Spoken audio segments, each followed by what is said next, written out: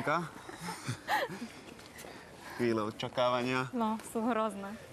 Tak keď sme išli k nám domov po tej ceste k bytovke, mala som trošku zmiešané pocity, strach.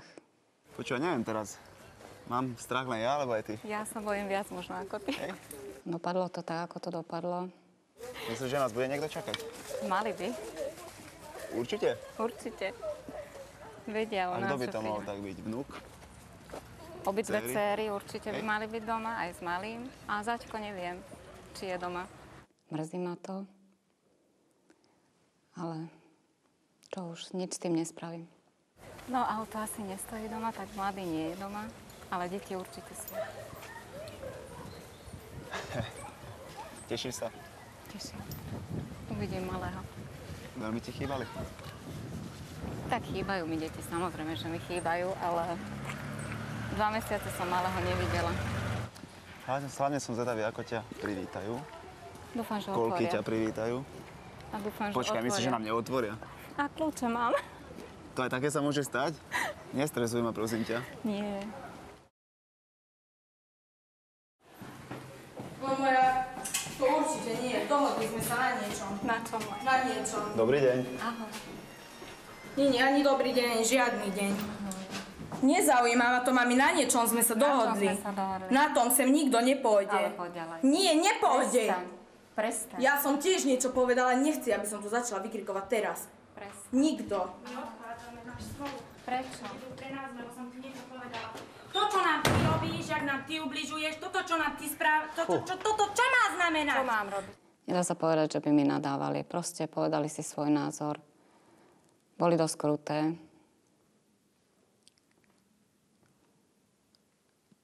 Jednoducho som nenachádzala slov im odpovedať na nič. Čo toto má znamenať? Nezaujíma ma to. Gaba. Nezaujíma ma to. Teraz ťa mali zaujíma, keď treba točiť, ale celé 3 mesiace ťa nezaujíma. Čo je s nami? To, čo mi povedali, to sa odpustiť nedá.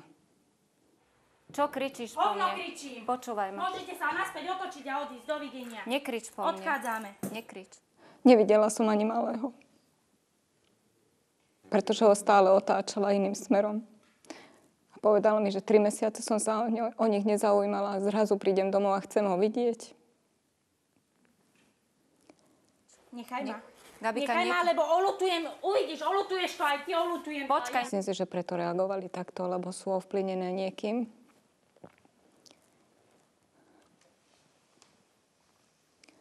O kom som si myslela, že je to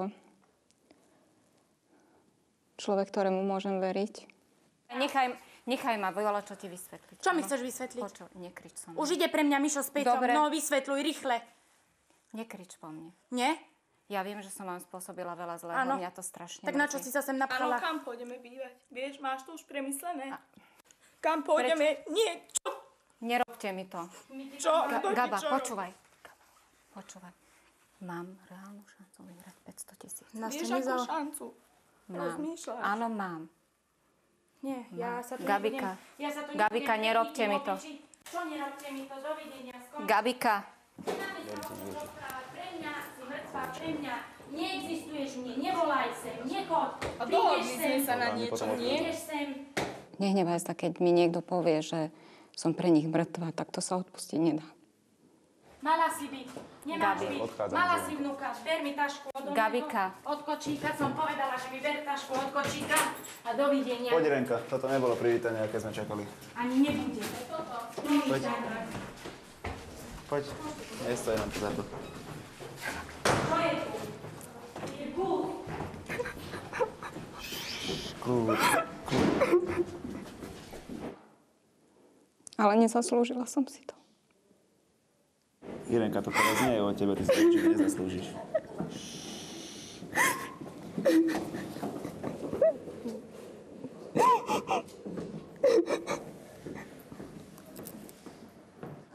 Nikdy som nikomu neublížila.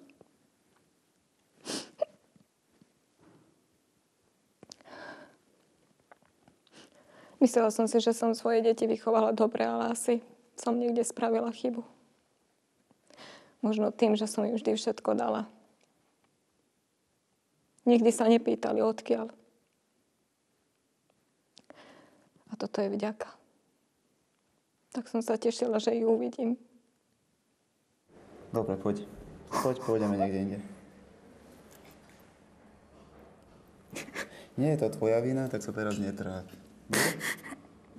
Zdá sa mi, dokonca som o tom presvedčený, že okolie, a to blízke okolie Irenke ubližuje viac ako pomáha, pritom si myslím, že zaslúži si viac podpory.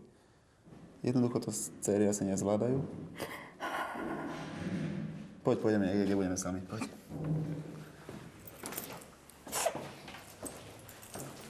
Mrzí ma to. Ale teba nemá čo mrzieť. Nie je to tvoja vina. Dúfam, že som Irenke bol teda v tej dosť kritickej chvíli oporou.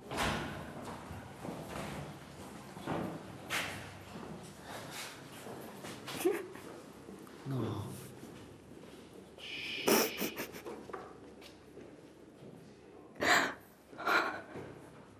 Už je lepšie?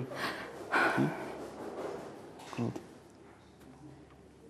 Myslím si, že preto reagovali takto, lebo sú ovplyvnené niekým.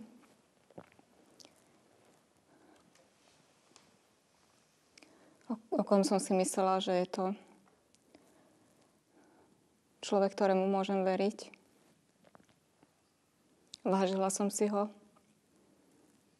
ale asi ho už nikdy nechcem vidieť. A je to môj bývalý priateľ. Je to ten človek, ktorý ma niekoľkokrát ponížil. Nielen doma pred deťmi, ale aj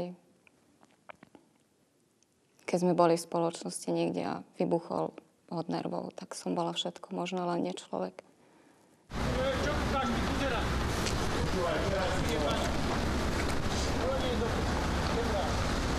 Myslím si, že za to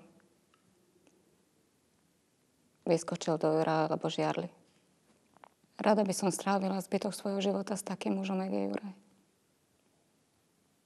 Pretože ma podržal, vypočul ma, porozprávali sme sa.